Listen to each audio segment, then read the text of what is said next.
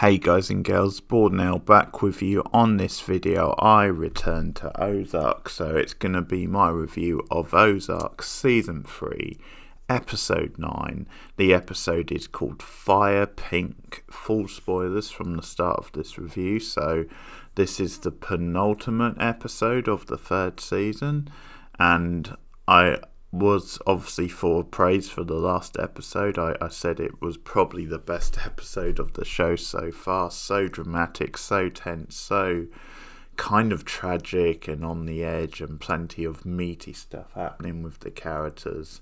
And in this, it is like the cap off to the Ben stuff, because it does lead sadly to his demise, which does feel sort of in keeping with the show. It feels like it's inevitable, then his anxiety and his mental condition and how it got out of hand and was impacting on characters around him. It just, in this sort of show, in this sort of like culture and storyline, it just felt like it would be very hard to see a way that he could get out and escape. And it does make him a very tragic figure, because really a lot of this, it is a mental health condition, and a lot of this really isn't on him, and it is sort of bad circumstances. But once again, it's all very compelling and dramatic to watch it play out. I think also it's credit to the show and the writing, then it leaves enough of an element of doubt that he could survive, he could get out of it. But I think it's certainly the sort of drama and show which is making that dramatic point. Then unfortunately he was a victim of circumstances, and ultimately there were too many risks, and there was maybe very limited options for him at the end of the day. And as I was talking a bit about in the last episode, and the ending where obviously Ruth freed him from the mental institution, or at least Darlene pulled some strings to get him out, it's quite a complex debate whether it was actually better for him to stay in there or not.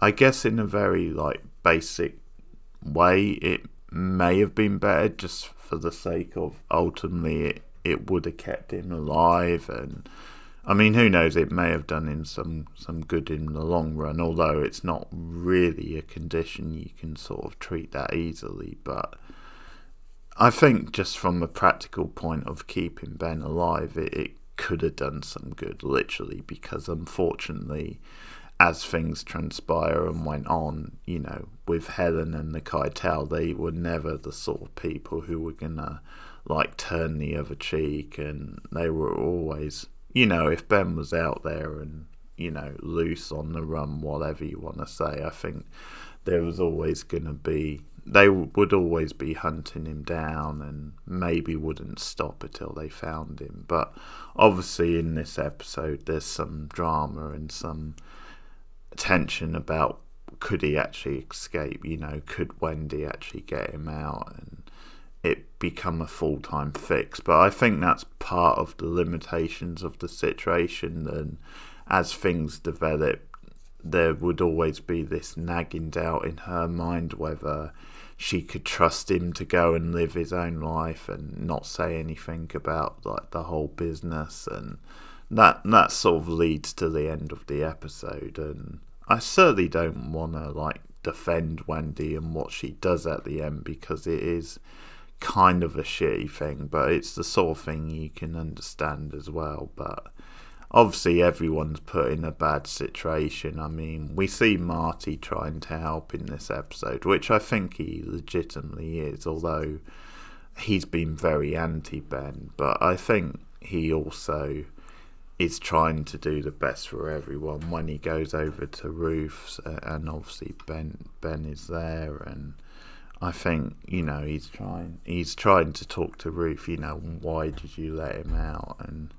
But he actually does help Ben out in this episode, I think maybe for Wendy's sake, but he sort of tries to do the right thing. Obviously Ben has a go at Marty. He's very hyper once again, very critical of him, calling him a liar, being very aggressive.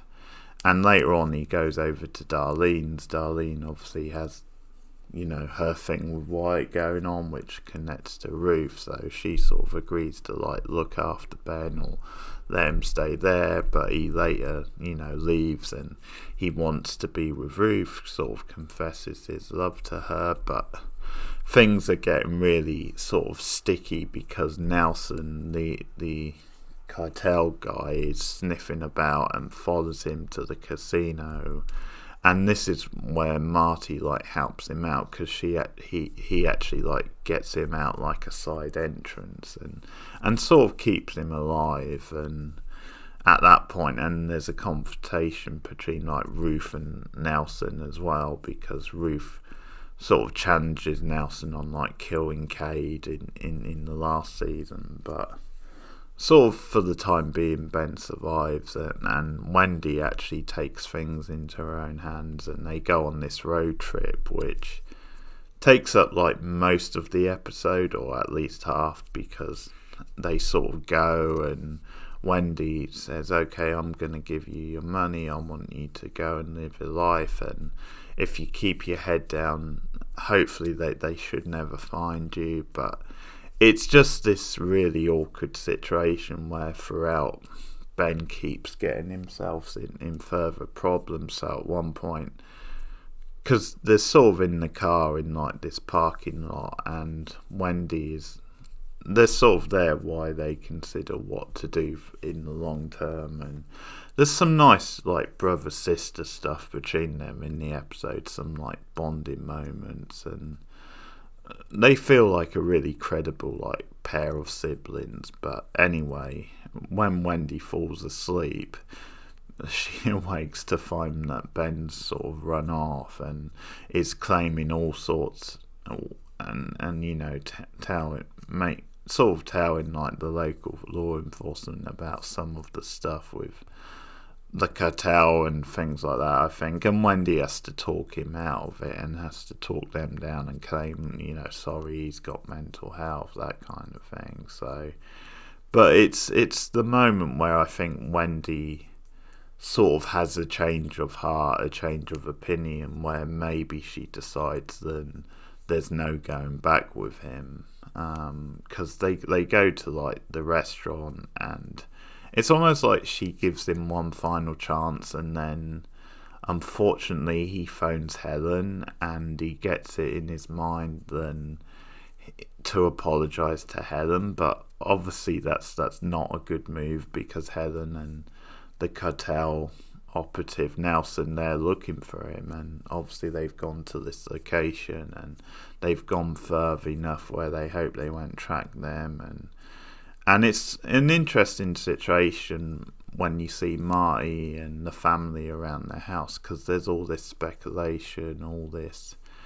Marty's being quite cagey, and he's actually edging towards, because he's getting pressure from Helen, but at the same time he's I think trying to do the best for Wendy and Ben, but he sort of comes to the conclusion, and we've got to let them have him, because it's just maybe the best for everyone. And in the end, Wendy caves and calls Marty and gives him the location, and Nelson goes and kills him by the end of the episode. And it's really sad, really tragic, because you really hoped Ben would get out of it. But as I said, it just, once he got out of the institution and things continued to get out of hand, and obviously he went after Irene and Helen in at the end of that last episode, it just felt that maybe sealed his fate. So it's really tragic stuff, really well done obviously, but once again it's very, very murky, very sort of stuff with Helen, I don't know, or Wendy I should say, because again I don't think it's a very harsh thing she does at the end, and obviously it's something she doesn't do lightly, and it's the sort of situation where you would like to think you would do the right thing and you wouldn't turn him over, because certainly he doesn't deserve to die. It's not his fault, but with things weighing up against them, there is like a side of you that then can understand it, as sort of sad as it all is. But there you have it. That's the end of the Ben sort of storyline, which has been very well done, although really hard to watch at times, I would say that. And I think the actor did a really great job.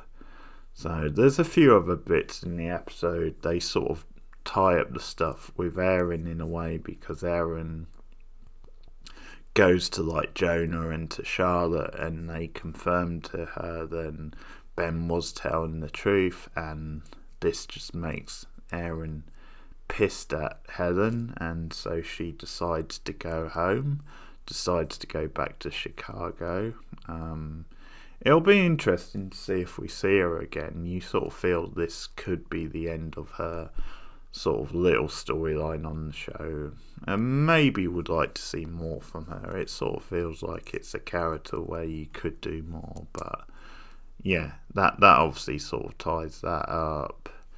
There's also stuff with the birds where they're sort of starting to plot against Helen, where because of like the repercussions of what happened with Ben, Helen now has become like more untrusting of the birds. So you sort of have this power struggle like with Helen and with like Navarro and between the birds, where they start getting ideas of like proving themselves, then they're actually more valuable to him than to Helen. So it's going to be interesting to see how that one plays out.